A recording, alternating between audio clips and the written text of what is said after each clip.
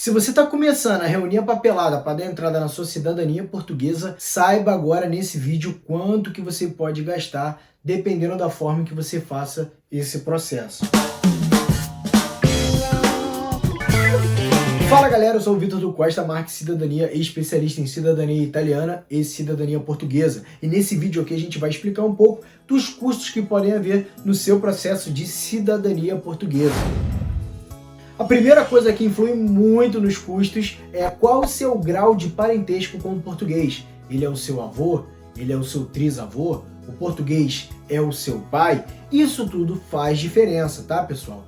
Só uma coisa, eu vou falar sempre no masculino aqui a respeito de avô, pai, bisavô, mas é a mesma coisa para caso o seu antepassado seja do sexo feminino, tá? Seja sua bisavó, sua avó, mãe, não influencia em muita coisa. Então vamos lá, a primeira coisa que você tem que ter em mente é: quanto mais distante for o seu grau de parentesco, a tendência é que seu processo seja um pouco mais caro. Porque lembrando que a cidadania portuguesa é aquela passada em escadinha, tá? É aquela que, se for o seu bisavô português, você tem que passar a cidadania do seu bisavô para o seu avô, depois para o seu pai e depois para você. Então tem todos esses 4 processos aí. Se for o seu trisavô, tem que passar para o bisa, para o avô, para o pai e para você. Outra coisa que influi muito no valor é se tem pessoas falecidas na sua família. Ou seja, vamos supor que o cidadão português seja o seu bisavô e você tem que passar a cidadania para o seu avô. Se o seu avô for falecido, você tem que passar a cidadania do seu bisavô diretamente para o seu pai.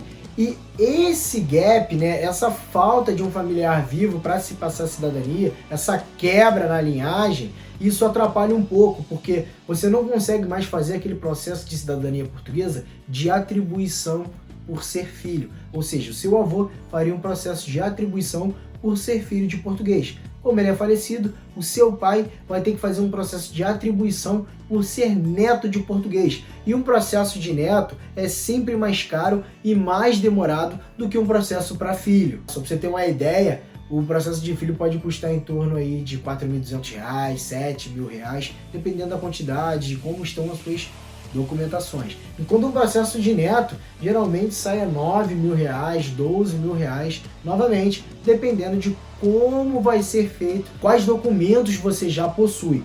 Esses valores médios, pessoal, que eu tô dando é já considerando que está faltando alguma documentação para você pegar, que você tem que fazer uma certa pesquisa genealógica, tá? Isso é só para você ter uma ideia, tá? Não necessariamente o valor do seu processo vai ser esse ou vai estar dentro dessa média de valores. Pode ser um valor muito menor ou pode ser um valor muito maior. Depende da documentação que você já tem, quais tipos de documentações você já possui. Como eu já disse, uma coisa que influencia muito é se você já tem todos os documentos, tá? Se você já sabe pelo menos onde estão todos os documentos e pode pegar eles facilmente.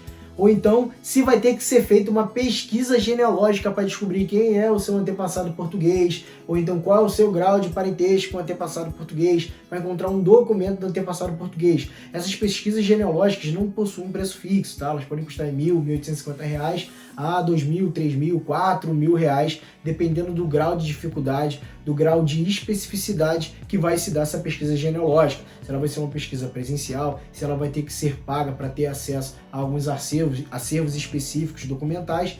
Então, assim, tem uma série de variáveis, mas isso tudo vai te dando a noção de que quanto mais informações você tiver, quanto mais documentos você tiver, muito mais barato vai ser o seu processo. Por exemplo, você não pode chegar para mim e falar: Vitor, procura aqui a certidão de nascimento do meu bisavô português. Aí eu vou te perguntar: que documento você já tem? Aí você fala: eu tenho só minha CNH, meu RG. Aí não dá, né, galera? Eu não consigo, com seu RG, chegar no seu bisavô, chegar no seu trisavô. É impossível. Eu preciso aí pelo menos da documentação dos seus avós, da certidão de nascimento do seu pai ou da sua mãe descendente do português, para a gente ir caminhando e para encontrar essas certidões. Por mais que você não tenha a certidão do seu trisavô ou do seu bisa, você vai precisar sim das certidões do seu avô, para que sejam pelo menos localizadas as certidões do bisa e do trisa, tá? Não me cheguem, por favor, com CNH, com seu RG, porque não vai ajudar. Outra coisa muito importante é da onde estão essas certidões, tá? Se essas certidões estão numa RCPN, num cartório do Nordeste, do Sul, do Sudeste, porque cada cidade, cada estado tem um valor a cobrar. Só para você ter uma ideia, já pagamos já no Nordeste em algumas certidões lá no Pará coisa em torno de R$350, R$400, R$500 por conta de uma certidão em inteiro teor. Enquanto em contrapartida em Curitiba, lá no Paraná, de modo geral, Rio Grande do Sul, a gente pagou R$50, R$60. Então tem essa tendência de no Sul as certidões em inteiro teor serem mais baratas. Outra coisa que vai influenciar diretamente no seu processo é se vai haver a necessidade de uma retificação. Se você não sabe o que é retificação, dá uma olhada nesse videozinho aqui em cima que eu explico tudo sobre a diferença entre as retificações administrativas e judiciais e o que significa essa tal de retificação, tá? Rapidamente aqui, retificação nada mais é do que a correção dos seus documentos. E nesse vídeo aqui que eu te mostrei, eu explico tudo sobre o que você precisa saber a respeito das retificações. Caso seus documentos não precisem ser corrigidos, caso seus documentos não precisem passar por um processo de retificação, muito provavelmente você vai economizar uma boa grana. Em contrapartida, se você sim precisar fazer uma retificação judicial ou administrativa, você pode gastar entre R$1.000, R$2.000, R$4.000, R$5.000, R$6.000, dependendo da forma e como você vai querer fazer essa retificação. Outra coisa que influencia muito, eu diria que esse é um dos principais gastos, é se você vai fazer a cidadania diretamente em Portugal ou no consulado, tá? Isso faz uma grande diferença. Não necessariamente, se você fazer em Portugal, você vai ter que estar lá presencialmente, tá? Um advogado sim pode te representar durante esse processo de cidadania. Mas saiba que o processo dentro de um consulado demora muito, justamente porque todos os consulados do Brasil e do mundo recolhem esses processos e entregam todos para a Conservatória de Lisboa. E por mais que a Conservatória de Lisboa, da capital, seja a maior que tem, ela recebe os processos do mundo inteiro. Ou seja, tem gente da Angola mandando processo de cidadania, tem gente do Brasil, tem gente da Argentina, da Venezuela, enfim, de várias partes do mundo mandando processos para o consulado, que são enviados diretamente para Lisboa. Então você já consegue ter uma noção do quão atolado está a Conservatória de Lisboa. Então eu sempre recomendo que o processo de cidadania seja feito diretamente numa outra conservatória em Portugal.